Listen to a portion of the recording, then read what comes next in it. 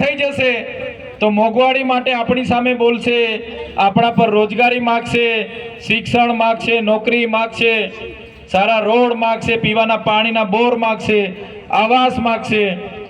એટલે આ લોકોને નવરા પાડવાના નહીં. સરકારે પણ ધારી લીધું છે કે આમને નવરા નહીં પાડવાના, આમને કઈ ને કઈ કામમાં રાખવાના ને.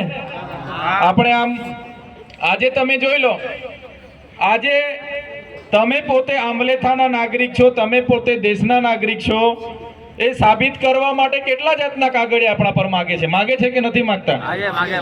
શરૂઆત કરે કે ભાઈ જન્મનો દાખલો લાવ, આપણે આપીએ એટલે કે ભાઈ આધાર કાર્ડ લાવ, ભાઈ લિવિંગ સર્ટી લાવ, ભાઈ રેશન કાર્ડ લાવ, આવકનો દાખલો લાવ, જાતિનો દાખલો લાવ, લાઇટ બિલ લાવ, ઘર વેરાની પાવતી લાવ, આકારણી પત્રક લાવ, પાન કાર્ડ લાવ, જીએસટી ભરતો હોય તો જીએસટી લાવ, પાસપોર્ટ લાવ. એવા તો કેટલા જાતના કાર્ડ આજે માંગે છે. કેટલીક ઓફિસ વાળા તો અમારો પાર્ટીનો કાર્ડ હોય તો તે બી લઈ આવે એવું કહે છે, સદસ્ય ભાઈનો હોય તો એ કાર્ડ બી લાવે એવું કહે છે ને કેટલાક લોકો. તો આટલા બધા કાર્ડ ભેગા કરવામાં તો આપણું જીવન અડધું પૂરું થઈ જવાનું છે એવું લાગે છે મને. છે કે નથી? કોઈ જગ્યાએ નવરા નથી રાખવા માંગતા આપણને. હવે તો તમારે કોઈ લાભ જોઈએ ને, માનો કે આ ખેડૂતે આપણા બચુ કાકાને કઈ લાભ જોઈએ છે સરકારી, બચુ કાકા કોઈ ઓફિસમાં જાય એટલે પેલો અધિકારી કે ભાઈ તમે હયાત છો એનો દાખલો લખી આવો. માંગતા છે કે નથી માંગતા? હવે કાકા જાતે ચાલીને ગયા છે, સામે ઉભા છે તો હયાત છે તો જ ગયા હશે ને. હવે એને જીવતો છે એની દાખલો પેલા લોકો માંગે. તો આવી પરિસ્થિતિ આજે આ સરકારોએ પેદા કરી છે. આજે સરકારોએ જ આપણને આધાર કાર્ડ આપ્યા છે, સરકારે જ આપણને રેશન કાર્ડ આપ્યા છે. સરકારે આજે શું સાબિત કરવા માંગે છે તમે જો, એક ઉદાહરણ આપો. સરકારે પહેલા આજે 4-5 મહિના પહેલા કીધું તમે આધાર કાર્ડ અપડેટ કરાવો પછી જ તમને બધા લાભ મળશે, તમારા છોકરાને બી 25 શિષ્યવૃત્તિ મળશે. કીધું તું કે નથી કીધું? સાચી વાત છે કે ખોટી વાત છે? એમાં 2 મહિના આપણા લોકો આ મામલતદાર ને આ તલાટી ને આ પ્રાંત ને બધા રખડીને થાકી ગયા કે નહીં? એ માંડ એમાંથી નીકળ્યા તો પાછું સરકારે જાહેરાત કરી કે ભાઈ તમે રેશન કાર્ડ કેવાયસી કરી લાવો, બાકી અનાજ તમારું બંધ. કીધું કે નહીં કીધું? હમણાં 2 મહિનાથી ઉઠી બેઠા કે રેશન કાર્ડ લઈને નીકળ્યા. 2 મહિનાથી પેલો દુકાનવાળો કે ભાઈ કર્યું કે નથી કર્યું, બંધ થઈ જશે, મેં નહીં જાણું. ચાલુ છે કે નથી? બધા રેશન કાર્ડ લઈને નાંદોદમાં ફરે છે. હવે એ હજુ પહોંચ્યું નથી ત્યાં સુધી સરકારે કીધું કે ભાઈ તમે ખેડૂત છો એ સાબિત કરવા ખેડૂત રજીસ્ટ્રેશન કરો. કીધું કે નહીં કીધું? હમણાં નહીં તો તમારા 2000 બંધ થઈ જશે, હવે કોઈ લાભ નહીં મળે. ભલા ભાઈ અમે ખેડૂત છે, કટિયામાં અમારું નામ છે ને એને પાછું હું રજીસ્ટ્રેશન કરાવવાનું? પણ આમની નીતિ એવી છે, સરકાર એવું કરવા માંગે છે કે આપણે નરવા નહીં પડવાના.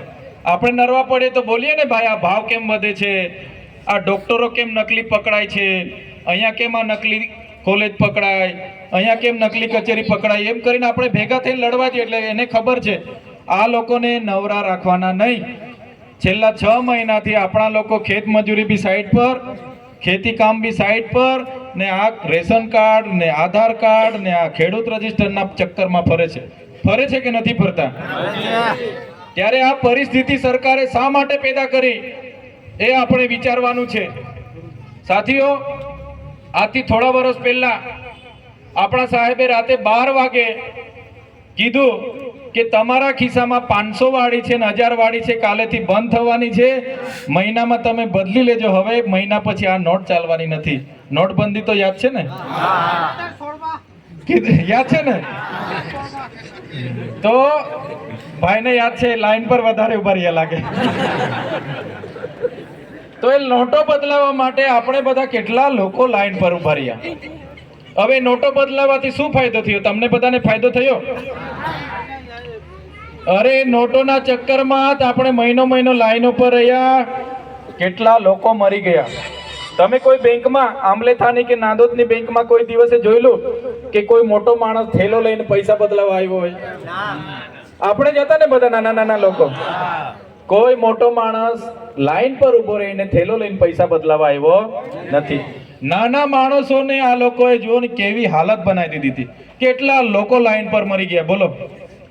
એ પૈતું હતું એટલે આ સરકારે જોયું કે આ લોકો ફરી આંદોલનમાં ઉતરશે એટલે પાછો કોરોના નામનું ચાલુ કર્યું તો યાદ છે કે ભૂલી ગયા? કોરોના યાદ છે ને બધાને? દાદા યાદ છે કે બોલતા નથી? પેલા બહેનો કોરોના યાદ છે ને? આપણે થાળીઓ વગાડતા હતા ફળિયા ફળિયામાં, તો યાદ છે ને? આપણા સાહેબે કીધું દીવા સળગાવો કોરોના જતો રહેશે. આપણે અઠવાડિયું ચાલે એટલું તેલ તો દીવામાં વાપરી નાખ્યું હતું, પણ કોરોના ગયેલો નહીં ગયો. નહીં તો અમારી બહેનો તો શું છે, રસોઈ બનાવવા મોકલે ને, રસોઈ બનાવવા બેહે, તેલનું ડોલચું કદાચ વધારે ઉતરી જાય તો પાછા ચમચાથી કાઢી લે છે અમારા બહેનો. કાઢતા છે કે નહીં કાઢતા? પણ સાહેબે કીધું કોરોના જશે, દીવા સળગાવો, તો આપણે બધાએ સળગાવી દીધા. ભાઈ પેલા કહે કે મેં 50, આ બાજુની બેન બોલે કે મેં 100 સળગાવ્યા, મારે ત્યાંથી પહેલો નીકળી જાય. સાહેબે રાતે લોકડાઉન કર્યું, રાતે જાહેરાત કર્યો. હવે લોકડાઉન કોનું નામ એ બી આપને બી નથી ખબર શું લોકડાઉન છે. આ તો સવારે નીકળ્યા ગામથી, ઘરથી નીકળ્યા એટલે પોલીસ દંડા લઈને ઊભી હોય, આખી પોલીસના હવાલે ઉપરથી આદેશ કે કોઈ પણ ઘરેથી નીકળે એટલે દંડાવાળી કરો. હતું કે નહીં હતું? ટીવીમાં કોરોના કોરોના કોરોના કોરોના, એક ધારો કોરોના. ટીવી ખોલો, વીટીવી ખોલો, જીટીવી ખોલો, જે બી ખોલો, 2 વર્ષ એક ધારો કોરોના ટીવીમાં ચાલતો તો કે નહીં ચાલતો તો? બોલો. મોબાઈલ તમે કાઢો, ફોન કરો એટલે કોરોના. અમિતાભ બચ્ચન બોલે કે ભાઈ કોરોના છે, બહાર નહીં નીકળતો. હતું કે નહીં હતું? હાથ ધોજે, દૂર સોશિયલ ડિસ્ટન્સ રાખજે. અમિતાભ બચ્ચન ને બી હોપી આપ્યું. એક ધારું કોરોના કોરોના કોરોના કોરોના. ટીવીના માધ્યમોથી એટલો ડર ઉભો કર્યો, એટલો ડર ઉભો કર્યો સરકારે કે આપણા જેવા કોઈ મજૂરીથી આવ્યા, ખેતરથી આવ્યા, ચાલો ને રોટલી બને છે ત્યાં સુધી સમાચાર ચાલુ કરું. જેવી ટીવી ચાલુ કરે એટલે આજે બરોડામાં 1500 મરી ગયા, અમદાવાદમાં 2000 મરી ગયા, સુરતમાં 3000 મરી ગયા, ભરૂચમાં 500 મરી ગયા, નાંદોદમાં 200 મરી ગયા. એટલે પેલો ટીવી બંધ કરીને 5 રોટલી ખાતો હોય તો 2 ખાઈને ધાબળો ઓળીને ઊંઘી જાય. હતું કે નહીં હતું? આટલો ડર પેદા કર્યો તો આ સરકારોએ. વ્યવસ્થા તો જીરો. લાશોની લાઈનો, સળગાવવા માટેની લાઈનો, લાશો ગંગામાં તરે, નર્મદામાં તરે, ઓક્સિજન ના મળે, બેડ ના મળે. આ સરકારની વ્યવસ્થાને રાતે લોકડાઉન કર્યું. રાતે 12 વાગે આપણે તો હુતા હતા, સવારે ઉઠીને જોયું એટલે લોકડાઉન. પોલીસ ફરે. આપણે 12મા નહીં કરવાના, ભજન નહીં કરવાના, નોરતા નહીં કરવાના. મયતમાં બી આપણે 20 માણસથી વધારે ભેગા નહોતા થવા દેતા. પોલીસ આવતી હતી, યાદ છે ને? યાદ છે ને? પણ એ લોકોની રેલી હોય ને ચૂંટણી હોય તે દિવસે કોરોનાને રજા. તે દિવસે કોરોનાને કહી દે ભાઈ ભરૂચમાં અમારી રેલી છે, કોરોના આવતો નહીં, એટલે રેલી તો એ લોકો જબરજસ્ત કરતા હતા. હતું કે નહીં હતું? બોલો. સાચી વાત છે ને? વિચાર કરો કેવી પરિસ્થિતિ આ લોકોએ પેદા કરી હતી. પોલીસને આદેશ કર્યો કે આટલો દંડ આ તાલુકામાંથી દર તાલુકાનો આટલો દંડ અમને મળવો જોઈએ, આટલા મેમો ફાટવા જોઈએ. એટલે આપણો કોઈ મહેમાન આવ્યો હોય, કોઈ વડીલ શાકભાજી લેવા નાંદોદ જાય એટલે ફટાક દઈને પોલીસ ઉભો રહે. એમને બિચારાને આદેશ ઉપરથી ગૃહમંત્રી, એમનું શાસન, આટલી દંડ બેસે. એટલે પેલો છે ને, તમે માસ્ક પહેરીને જાવ તો પેલો લાયસન્સ માંગે, પીઓસી માંગે, આ માંગે, તે માંગે, એટલે દંડ તો લઈ જ લેવાનો. બિચારાને બી આદેશ હોય, આજે આ ચોકડી ઉભો હોય, કાલે પેલી ચોકડી ઉભો હોય. કહેવાનો મતલબ આ પ્રકારના કોરોનામાં આપણું રોજગારની, ઘરમાંથી બહાર નહીં નીકળવાનું ને આટલા મોટા દંડ આ લોકો ઉઘરાવ્યા. પણ સાથીઓ, અમે તો ભણેલા ગણેલા લોકો છે, સરકાર સામે લડીએ છીએ, અમે ક્યાંય ડરતા નથી. કોરોનામાં પણ અમે લડ્યા હતા, એમના જાહેરનામા સામે પણ લડ્યા હતા. ત્યારે તમે ખાલી તમારું મગજ થોડું દોડાવજો. એકદમ એ લોકો કે આ કૂવામાં કૂદી જાવ તો આપણે કૂદી નહીં જવાનું, એની પાછળ વિચારવાનું. વિચારવું પડે કે નહીં પડે? વિચારવું પડે. 2 વર્ષ કોરોના ચાલ્યો, લાખો લોકો મરી ગયા, લાશો પણ સળગાવવાની જગ્યા નહોતી. પણ તમે ક્યારેક બી ભરૂચ ગયા હશે, અમદાવાદ ગયા હશે, રાજપીપળા ગયા, ભાદરવાના મેળામાં ગયા હશે, સુકલતીર્થના મેળામાં ગયા હશે કે ભાગવેલના મેળામાં ગયા હશે, એકાદ જણને કોરોનાથી બહાર ફફડીને મરતા જોયો છે કોઈ આજ દિન સુધી? 2 વર્ષ કોરોના ચાલ્યો તો આપણને તો હાથ ધોવડાવીને ગાંડા કરી નાખ્યા હતા કે નહીં? એક પણ ભિખારી કોરોનાથી મર્યો તો એવો કોઈ રેકોર્ડ છે તમારી પાસે? એકાદ ગાંડો ભિખારી કોરોનાથી હુતા પણ મર્યો નથી, રેકોર્ડ નથી આપણી પાસે. સાથીઓ, જેટલા પણ કોરોનામાં લાખો લોકો મર્યા હતા, એક પણ વ્યક્તિ બહાર મર્યો નથી. લાખો લોકો જેટલા પણ મર્યા એ દવાખાને મર્યા હતા. સાચી વાત છે કે ખોટી વાત છે? નહીં તો બાકી આ મોબાઈલ છે 2 વર્ષ કોરોના ચાલે, આપણે 2 વર્ષ ઘરમાંથી ના નીકળીએ, બરાબર. આજે દિલ્હીથી કંઈ થાય, ટ્રેન પલટી જાય, કોઈ જગ્યાએ બસ પલટી જાય, અમદાવાદમાં આગ લાગે કે બોમ્બેમાં ધમાલ થાય, આ મોબાઈલમાં બીજા દિવસે આવે છે કે નથી આવતું? આવે છે ને. બીજા દેશમાં પણ કંઈ થાય તો આવી જાય છે. કોરોના 2 વર્ષ આપણા દેશમાં ચાલ્યો, લાખો લોકો દવાખાનામાં મરી ગયા. આપણે લોકોએ 12મું નહીં કરવાનું, ભજન નહીં કરવાનું, મજૂરી નહીં જવાનું, નોકરીએ નહીં જવાનું, પણ આ મોબાઈલમાં એક પણ વિડીયો દિલ્હી, બોમ્બે કે પૂનાથી આવ્યો નથી. એકાદ વિડીયો તો આવો જોઈએ કે નહીં આવો જોઈએ? આવો જોઈએ. देखो भाई, छेटेથી ઉતારીને તો આવો જોઈએ કે देखो भाई ये बंदे को कोरोना हुआ है, ये बंदा अभी तड़प तड़प के मरने वाला. એકાદ વિડીયો તમારા મોબાઈલમાં આવ્યો છે? અમારા મોબાઈલમાં બી નથી આવ્યો. એટલે સમજો આ સરકાર શું કરી રહી છે. આજે આદિવાસી સમાજ એ મૂળ આદિવાસી આદિ અનાદિકાળથી વસનારો સમાજ છે, છતાં પોતાના જાતિના દાખલા સાબિત કરવા આજે મહિના ધક્કા ખાવા પડે છે. ત્યારે એની સામેની એકતા બનાવવી પડશે. આજે કેટલાક ધર્મ સંપ્રદાયોમાં વેચાઈ ગયા, કેટલાક પાર્ટીઓમાં વેચાઈ ગયા, કેટલાક જુવાનીઓનું પોતાનું સંગઠન અલગ અલગ ચલાવે, અલગ અલગ ગ્રુપ બનાવે, એટલે આપણને એક થતા નથી અને એના કારણે આ બધું ચાલી રહ્યું છે. ત્યારે જ્યારે પણ આપણી એકતાની વાત હોય તો બધાએ ભેગા થવું પડશે. સાથીઓ, આજે તમારે ત્યાં આવ્યા છે એટલે બીજી પણ વાતો મૂકીશું. આજે આપણા યુવાધનને પણ આપણે કહેવું પડશે કે યુવાનો માત્ર ને માત્ર કહે છે, બધાની પરિસ્થિતિ કઈ સરખી રહેતી નથી.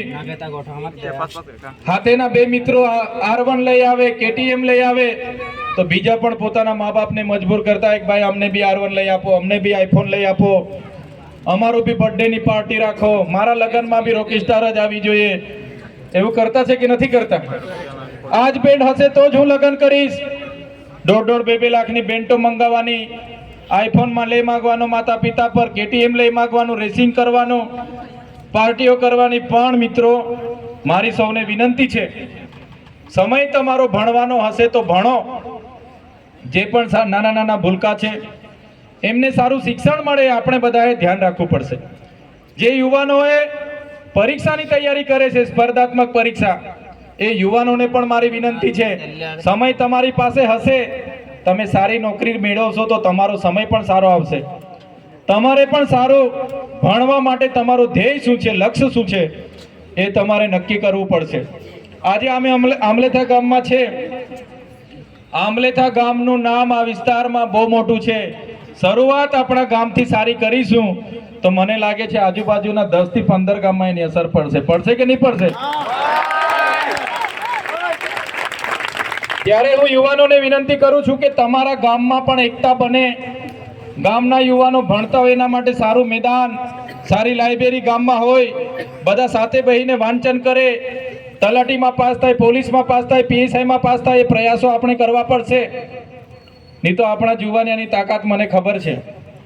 બેન્ડ પાર્ટીમાં 11 વાગ્યાથી નાચવા પડે ને, બેન્ડ વાળા 5 વાગે બંધ કરે તો બી કે એ વગાડો, અમે નાચવાના છે, કહેતા છો ને બધા? તો તમારી એ તાકાતનો ઉપયોગ તમારા કેરિયર બનાવવા માટે પણ તમારે કરવી પડશે. મા બાપ પર કેટલા નિર્ભર રહેવાના? મા બાપ આજે સારા છે ત્યાં સુધી આપણે પણ સારા છે, પણ આવનારા દિવસોમાં મા બાપ તમારા પર નિર્ભર રહેવાના છે, એટલે તમારે પણ મજબૂત થવું પડશે. સાથે અનેક આપણા કુરિવાજો છે, કુટેવો છે, એના પર પણ આપણે નિયંત્રણ લાવવું પડશે. ઘણા ખોટા ખર્ચાઓ પર નિયંત્રણ લાવવું પડશે. સમસ્યાઓ તો આપણી પાસે પુષ્કળ છે. આપણા બાળકો હોશિયાર છે, છતાં આપણા બાળકોને સારી કોલેજ, જે શિષ્યવૃત્તિ જેવી અનેક સમસ્યાઓ નથી મળતી. એના કારણે ઘણી બાળકો ભણી નથી શકતા. બધા ભણે ગણે છે પણ નોકરી પણ બધાને મળતી નથી. ત્યારે આપણે બધા તો એવું માનીએ કે ના, મારો છોકરો ડોક્ટર જ બને, મારો છોકરો શિક્ષક જ બને, એટલે એને ઇંગ્લિશ મીડિયમમાં લઈ જઈએ, કોઈ બીજી જગ્યાએ લાખ રૂપિયા ભરીએ, ત્યાં મૂકીએ, ભણાવીએ, એન્જિનિયર બનાવીએ. ગામમાં પણ બધાને કીધું હોય કે મારો છોકરો એન્જિનિયરિંગ કરે છે, સગાવાલામાં પણ કીધું હોય કે મારો છોકરો એન્જિનિયર કરે છે, પણ બધાને નોકરી નથી મળતી. સરકારી નોકરી એટલી બધી નથી. ત્યારે તે છોકરો ભણી ગણીને ઘરે આવે, નોકરી ના લાગે એટલે પેલા મહેમાન આવે એટલે માસી લોકો પૂછે, ફોઈ લોકો પૂછે કે આપણો છોકરો એન્જિનિયર કરતો તો કેમ લાગતો નથી? હજુ થાય છે કે નથી થતું? એટલે પેલો ટોર્ચર થાય, પછી વ્યસનોમાં જાય. એટલે મારા સાથી મિત્રોને પણ કેમ છું, સારી નોકરીના પ્રયાસો કરો. સાથે સાથે કદાચ નોકરીમાં નથી મેળ પડતો તો ધંધા રોજગારમાં પણ કઈ રીતના આપણા પરિવારને જીવડાવી શકીએ, આગળ લાવી શકીએ, એ તરફ પણ તમારે ધ્યાન આપવું પડશે. નહીં તો સમસ્યાઓ તો પુષ્કળ છે, અનેક સમસ્યાઓ છે. જ્યારે પણ એના માટે આપણે ઉતરીએ, ચિંતા કરીએ તો આપણે થાકી જઈએ, એટલી સમસ્યાઓ છે. તો આ બધા અનેક વાતો છે. સાથે તમે તો બધા જાણો છો, નિરંજનભાઈએ કીધું એમ આજે તો ગુજરાત જાણે આખી નકલીની બોલબાલા ચાલે છે ને. ઓફિસો નકલી, જજ નકલી, પોલીસ નકલી, સીએમ અધિકારી નકલી, પીએમ અધિકારી નકલી, એસપી નકલી, ઈડી નકલી, કેટલા લોકો નકલી પકડાય છે. ત્યારે એટલી બધી ભ્રષ્ટાચારની હદ છે કે આપણા વિસ્તારના છોકરાઓ પણ ભણી ગણે છે, બધું થાય છે, પણ લાગવગથી પૈસામાં આપણે પહોંચી નથી વળતા. ત્યારે અનેક ભરતીઓમાં પણ તલાટીથી લઈને, પટાવાળાથી લઈને, બીડગાર્ડથી લઈને બધા બહારના છોકરાઓ લાગવગ આપીને, પૈસા આપીને ઘણા પણ આવે છે. હું બધાની વાત નથી કરતો, પણ આપણા છોકરાઓ પૈસામાં પહોંચી નથી વળતા ત્યારે ઘણી એમાં રહી જાય છે.